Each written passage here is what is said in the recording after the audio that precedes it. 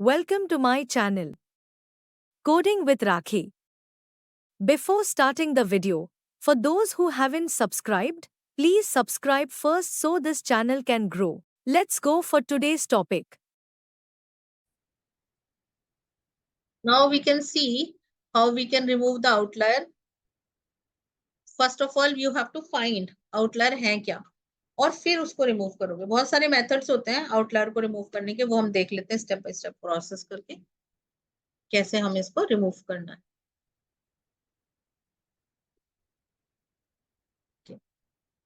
So what the outlier is, सबसे पहले हम इसको इंट्रोड्यूस कर लेते हैं.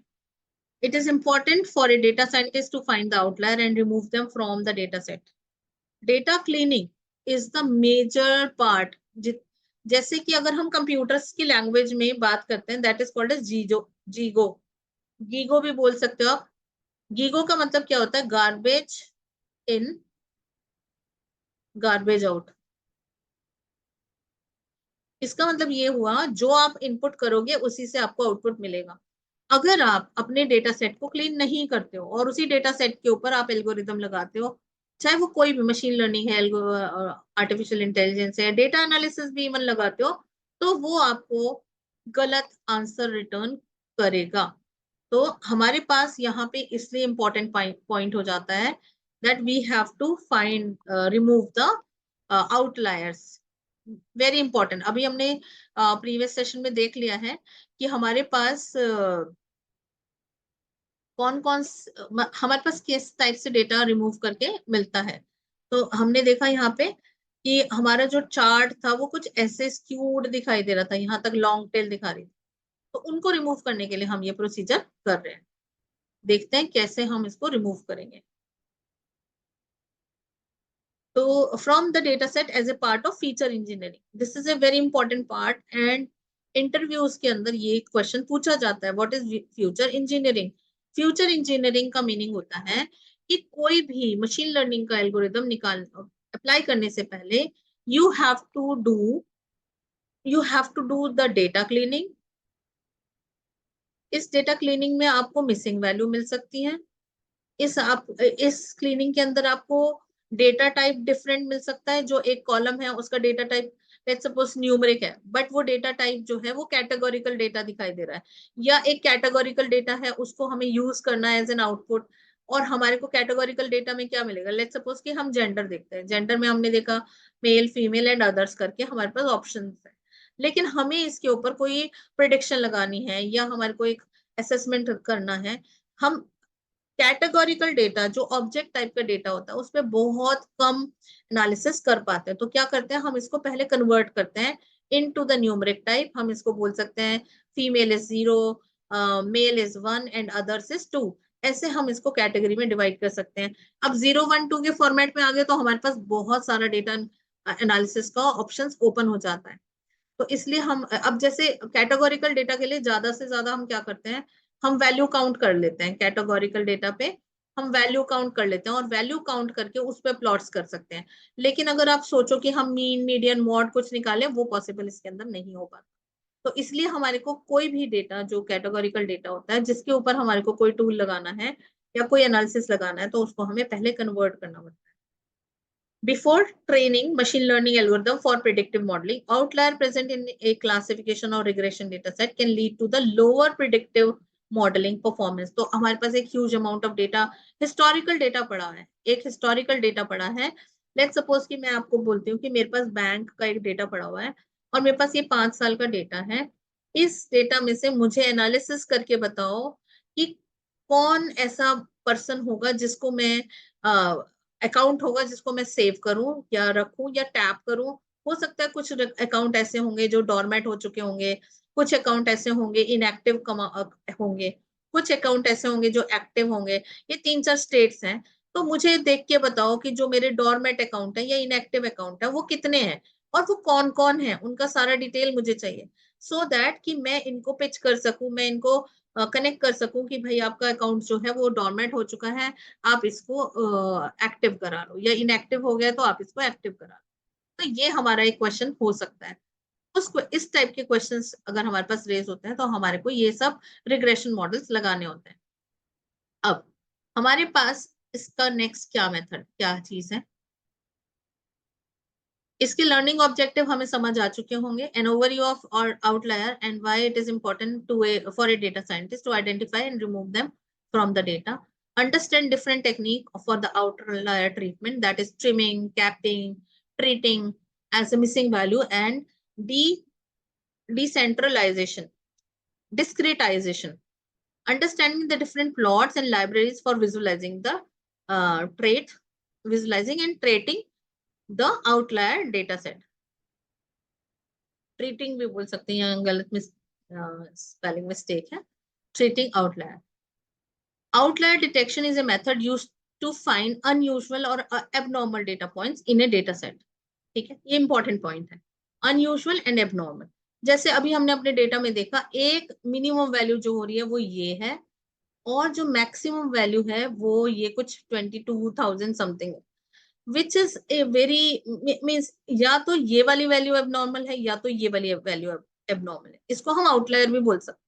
ये या तो ये आउटलायर हो सकता है, अगर मैं इसको रिमूव कर दूं, रिमूव करने के बाद देखूं डेटा, और इसको भी रिमूव करने के बाद डेटा देखूं, अगर मेरा ग्राफ नॉर्मल डिस्ट्रीब्यूशन में आता है तो मुझे इन आउटलायर्स को रिमूव करना हो। ये बहुत इंपॉर्टेंट टेक्निक है जो हमें यूज करनी है। In data outlier example, imagine you have a group of friends and you are all about the same age, but one person is much older or younger than the rest. That person would be considered as an outlier because they stand out from the usual pattern.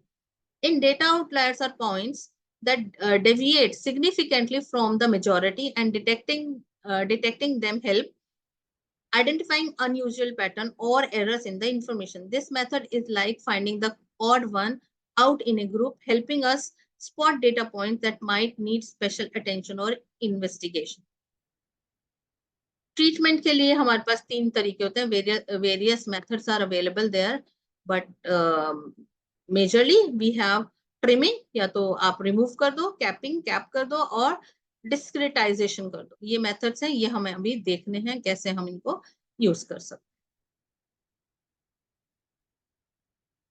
Trimming, what is the meaning of trimming? It excludes the outlier values from our analysis. तो मैंने अभी आपको बताया मेरे पास एक value ये है और एक वैल्यू ये है, अगर आप देखते हो इसके अंदर it's a huge difference, huge difference. तो हमें ये फाइंड करना क्या ये आउटलायर है। अगर मेरा डेटा सिर्फ 1 या 2 डेटा ऐसे हैं कि जो ये आउटलायर में होंगे, तो मैं इसको रिमूव करूंगी। अगर मुझे लगता है कि मेरा ये वाला जो डेटा है वो 1-2 डेटा है जो आउटलायर कंसीडर करा जाएगा, तो मुझे इसको रिमूव करना होगा, सो दैट कि मेरा डेटा जो है वो क्लीनली नॉर्मल डिस्ट्रीब्यूशन में आ जाए। By applying this technique our data becomes thin when more outliers are present in the data set. Its main advantage is its fastest nature. तो ट्रिमिंग का मतलब क्या हुआ, मैंने आपको बताया कि हम इनको डिलीट कर देंगे। जैसे मैंने कहा कि 0.444000 है और यहाँ पे हमारे पास 22,000 समथिंग है। अगर मेरे पास मोर डेटा, इस मोर डेटा मीन्स अगर हमारे पास 10-12 भी डेटा है, 10 to 20 नंबर्स हैं जो इधर टुवर्ड्स हैं, और 10-20 नंबर्स इधर टुवर्ड्स हैं, और मेरे पास जो डेटा सेट है वो लेट सपोज 1000 का डेटा सेट, ऑल्दो इस जो हम अपना प्रैक्टिस कर रहे हैं, जो हमारा प्रोजेक्ट लेके चल रहे हैं, उसके अंदर हमारे पास डेटा है 9994 मीन्स 9904। तो अगर हम 10 अगर यहाँ से मान लेते हैं और 10 यहाँ से मान लेते हैं, इन 10 को अगर हम डिलीट कर देते हैं तो भी हमारे पास अच्छा अमाउंट ऑफ डेटा होगा। लेकिन सम टाइम अगर आपके पास बहुत शॉर्ट डेटा है तो आपका डेटा और थिन हो जाएगा, मींस 20 रिकॉर्ड आपने डिलीट कर दिए तो आपके पास 980 रिकॉर्ड्स होंगे। सम टाइम जब हम डेटा एनालिसिस करते हैं तो हो सकता है हमारे पास 100 रिकॉर्ड ही हो, और उन 100 रिकॉर्ड में ये हमारे पास 20 आउटलायर्स हो। इस केस में तो हम बिल्कुल भी इनको, इस मेथड को ट्रिमिंग को हम यूज नहीं करेंगे, although it is a fastest in nature, लेकिन हम तब भी इसको यूज नहीं करेंगे। क्यों? क्योंकि हमारा डेटा ही नहीं बचेगा। इस केस में हमारे को कुछ और प्रोसीजर अपनाना पड़ेगा। तो हमारे पास है ट्रिमिंग, फिर उसके बाद है कैपिंग। कैपिंग का मतलब क्या होता है, हम लिमिट सेट कर देते हैं। We cap our data to set limits. For instance, if we decide on a specific value and any data point above or below that value is considered as outlier. The number of outlier in the data set then gives us insight into the capping number. It seems like setting the boundaries and saying anything beyond this point is unusual. And by doing so, we identify and count the outlier in our data. तो counting कर लेते हैं, boundary set कर लेते हैं. अब जैसे हमारे पास ये डेटा पड़ा हुआ है, हमने एक बाउंड्री सेट कर ली कि हमारे पास हम लेते हैं डेटा कुछ 10 रुपीज से लेके हम 22,000 समथिंग तक का डेटा ले सकते हैं. तो हम ये बाउंड्री सेट कर रहे हैं, इससे नीचे वाला डेटा हमें नीचे, इससे ऊपर वाला. अभी भी ऐसा नहीं है कि हमने ये डिसाइड कर लिया और हम इसको रिमूव कर देंगे. नो, ऐसा नहीं है. हमारे को देखना होगा कि इससे कुछ फर्क पड़ रहा है, इसको रिमूव अगर मैं कर देती हूँ या इसको मैं नहीं कंसीडर करती हूँ, तो क्या ये हमारे नॉर्मलाइजेशन टेक्निक के ऊपर कोई इम्पैक्ट कर रहा है. अगर कर रहा है तो it's okay, we will go further. Otherwise तो हमारे को इसको फिर से ट्रीट करना पड़ेगा, हम इसको कैसे ट्रीट करें. And it is like setting a boundary and saying anything beyond this is unusual. We will identify and count the outlier in our data. For example, if you are working on the income feature, you might find that the people have above a certain income level behave similarly to those with a lower income level. In this case, you can cap the income value at the level that keeps that intact and accordingly treat the outlier. तो जैसे suppose करो हमें income analysis करना है. एक example लेके चल रहे हैं. इनकम एनालिसिस करना है, हमारे पास एक ऑर्गेनाइजेशन है जिसमें हर लेवल के लोग हैं और मेरे पास है 10,000 सैलरी से लेके और मेरे पास डेटा है कुछ 4 लाख सैलरी तक. ये मैं ऐसे ही कंपनी का एज्यूम करके 10 लाख सैलरी के 10,000 सैलरी के भी लोग होते हैं और 4 लाख के भी होते हैं. बट 4 लाख के हो सकता है लिमिटेड हो. लिमिटेड कितने हो, लेट्स सपोज कि अगर एक ऑर्गेनाइजेशन है 1 लाख एम्प्लॉइज की ऑर्गेनाइजेशन है, उसमें से 100 लोग ऐसे हैं या 1,000 लोग ऐसे हैं जिनको 4 लाख सैलरी मिल रही है पर मंथ, और लेकिन rest of the people are getting salary let's suppose कुछ 2 लाख से कम. तो अगर आप इन 4 लाख को एक्सक्लूड कर देते हो, क्योंकि इन लोगों की जो नेचर होगी, जो इन 100 लोगों की जो नेचर होगी वो अप्रोक्सीमेट सेम होगी, तो वो जो इनकी नेचर होगी वो शायद इन लोगों की नेचर से मैच नहीं करेगी. तो हमने बाउंड्री सेट कर ली. हमने कहा कि 1,000 से लेके 2 लाख तक की सैलरी वाले जो लोग हैं इनको हम एनालिसिस करेंगे सेपरेटली, और जो 2 लाख से अबव वाली सैलरी है उनको हम सेपरेटली एनालिसिस करेंगे. तो हमारे को 2 एनालिसिस लगाने पड़ेंगे, लेकिन हम उनको अच्छे से एनालाइज कर पाएंगे. क्या है डेटा, क्या हमारे को उनको प्रोसेस करना चाहिए, क्या हमें उनको प्रोवाइड कराना चाहिए, वो सब. Treating the outlier as a missing value. Some time हम इसमें जो हमारे आउटलायर्स होते हैं उनको हम एज ए मिसिंग वैल्यू भी ट्रीट करते हैं डिपेंडिंग ऑफ आवर एनालिसिस. तो ये हम सारे कैपिंग के अंदर वो ऑप्शंस रखते हैं. Discretization is we create groups and categorize the outlier into the specific group, making them follow the same behavior as the other points in that group. This approach is often referred as binning.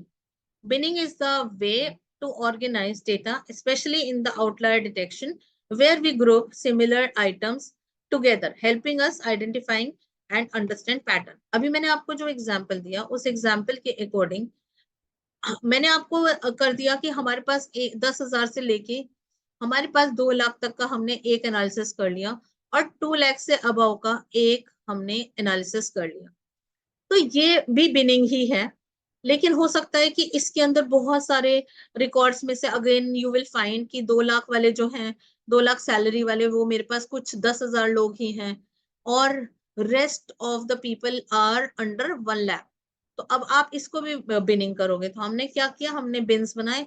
हमने कहा 10,000 से लेके 50,000 तक की salary का अलग analysis होगा, 50,000 1 से लेके 2 लाख तक की सैलरी का अलग बिनिंग होगा, और 2 लाख से अबव वाली जो सैलरी लोग होंगे कैटेगरी, उनको अलग से हम डील करेंगे फॉर आउटलायर. तो ये हमारा एक इजी कॉन्सेप्ट रहेगा बिनिंग करके. डिस्क्रेटाइजेशन हमने कर दिया. ये इसका एक्सटेंडेड मेथड ही है. तो हमारे को अगर हमारे को आउटलायर डिटेक्ट करना है तो हमारे पास 3 तरीके होते हैं, for normal distribution, for skewed distribution, for other distribution. Normal distribution कौन सा होता है, जब हमारा data normally, almost normally distributed होता है. हो सकता है सम कुछ एक आधे पॉइंट्स आपको यहाँ पे नजर आ जाए, तो उनको हमें कैसे ट्रीट करना है वो देखना है।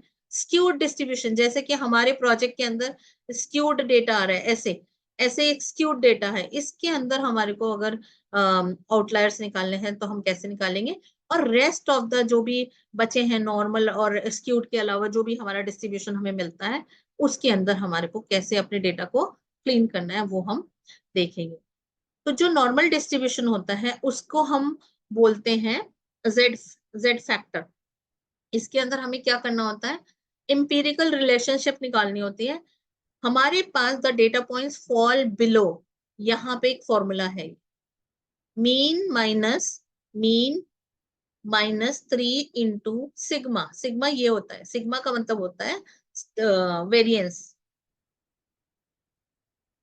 वेरियंस होता है स्टैंडर्ड डेविएशन। अच्छा सिग्मा वो वाला ले रहे हैं, स्टैंडर्ड डेविएशन होता है एसटी। ऐसे ही आपके पास mean +3 into standard deviation, sigma standard deviation. Variance भी ले सकता है बट सिग्मा हमारे को वेरिएंस नहीं लेना क्योंकि स्क्वायर हो जाता है वो, स्टैंडर्ड डेविएशन हम लेते हैं। तो हम स्टैंडर्ड डेविएशन का ले सकते हैं लिमिट, लोअर लिमिट और अबव लिमिट। ये हमारी एक मेथड होता है नॉर्मल डिस्ट्रीब्यूशन। स्क्यूड डिस्ट्रीब्यूशन के लिए क्या होता है, हमें हमें इंटर क्वार्टाइल रेंज यूज करनी होती है, प्रॉक्सिमिटी रूल। तो हमारे को इंटर क्वार्टाइल कैसे निकालना होता है, Q1 Q2 और Q3, 3 क्वार्टर होते हैं हमारे पास। तो हम Q1 निकाल लेंगे, Q2 निकाल लेंगे, इन दोनों का डिफरेंस निकाल लेंगे, या हम Q2 ले लेंगे और Q3 ले लेंगे, इन दोनों का डिफरेंस निकाल। इससे हमें पता चल जाएगा मिनिमम और मैक्सिमम कैसे है।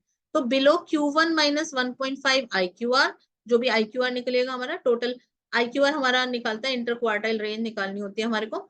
और हमारे को Q3 प्लस ये Q1 है बिलो दिस वैल्यू, मतलब जब आप क्वार्टाइल्स निकालते हो तो ये क्वार्टाइल्स में हमारा बॉक्स प्लॉट के थ्रू भी हम इसको दिखा सकते हैं।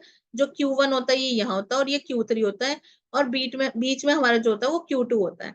तो हम ये बोल रहे हैं कि इससे नीचे एक रेंज रख ली हमने, Q1 माइनस 1.5 IQR, 1.5 IQR यहाँ पे आ जाएगा। इससे नीचे जो भी डेटा होगा वो आउटलायर है। ऐसे ही हमारे पास क्वार्टाइल 3 के अंदर हम 1.5 IQR जोड़ देंगे। इसके इधर जो पढ़ने वाले हमारे पास पॉइंट्स होंगे, डेटा पॉइंट्स, उनको हम आउटलायर मानेंगे। तो ये हमारा एक लॉजिक होता है। तो हमारे को इंटर क्वार्टाइल रेंज कैसे निकालनी होती है वो यहाँ पे दे रखा है।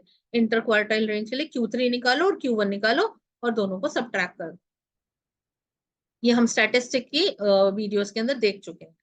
और अदरवाइज तो अदर डिस्ट्रीब्यूशन के लिए हमारे को ए परसेंटाइल बेस्ड अप्रोच हमें यूज करनी पड़ती है, कि हमने फिक्स कर दिया कि ये 90% का डेटा जो है वो हमारा यहाँ पे लाई कर रहा है, तो हम इसको 1 परसेंटाइल हम आउटलायर को लेके चलते हैं। कैसे करेंगे ये हम प्रैक्टिकली देख लेते हैं।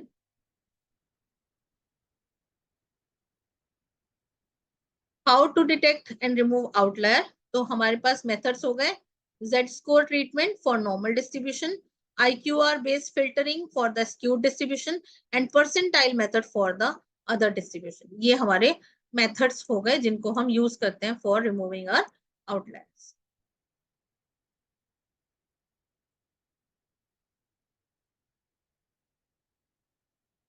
Thanks for watching. If you like the content of this video, please do subscribe and share.